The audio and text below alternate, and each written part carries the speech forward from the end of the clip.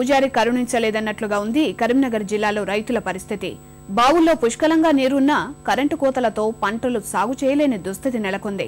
పెరిగిన పెట్టుబడులకు విద్యుత్ సమస్య తోడవడంతో సాగు అంటేనే రైతులు జంకుతున్నారు. కరీంనగర్ జిల్లాలో 2,30,000 వ్యవసాయ విద్యుత్ కనెక్షన్లు ఉన్నాయి. శ్రీరామ్ సాగర్ ప్రాజెక్టు నీటిని ఆరుతడి పంటలకే సరఫరా చేస్తామని అధికారులు ప్రకటించడంతో రబీలో రైతులు పంపు సెట్లపై ఆధారపడి వ్యవసాయం చేయాల్సిన పరిస్థితి నెలకొంది. ఖరీఫ్ చివర్లో కురిసిన వర్షాల వల్ల బావుల్లో నీరు పుష్కలంగా ఉన్నా వాడుకోలేని దుస్థితి నెలకొంది. విద్యుత్ కోతల కారణంగా రైతులు పంటల సాగుకు ముందుకు రావడం లేదు. రబీ సీజన్ ప్రారంభమైన ఇప్పటి వరకు 40% మాత్రమే వరి నాట్లు వేశారు.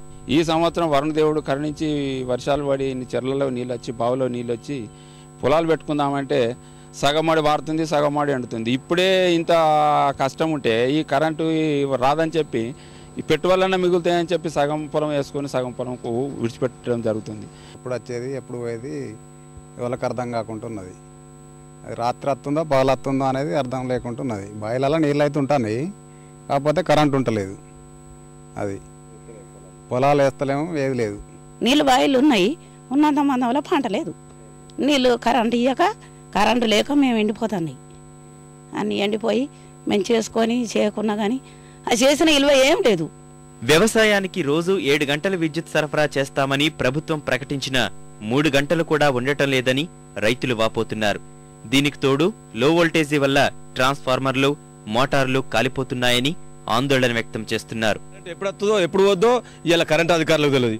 ఏందయ్యా అని కరెంట్ అధికారులను మనం ఏమన్నా రైతులను పోయి అడిగితే మమ్మల్ని ఏం చేయమంటారు, పై అధికారులు తీసేయమన్నారు అంటారు. మరి ఏదన్నా ఇయ్యరా అంటే ఇస్తే మమ్మల్ని సస్పెండ్ చేస్తారంటారు. అంటే కరెంటు ఇయ్యమనంటే నువ్వు సస్పెండ్ చేస్తారు, వాళ్ళు ఇష్టం వచ్చినప్పుడు కట్ చేస్తారు. మరి ఇలా రైతులను పట్టించుకునే నాదుడు లేడు. బావిలో నీళ్లుండి కూడా వాటర్ లేకనే కూరగాయలు పెడదామంటే కూడా సరిపోవట్లేదు నీళ్లకు.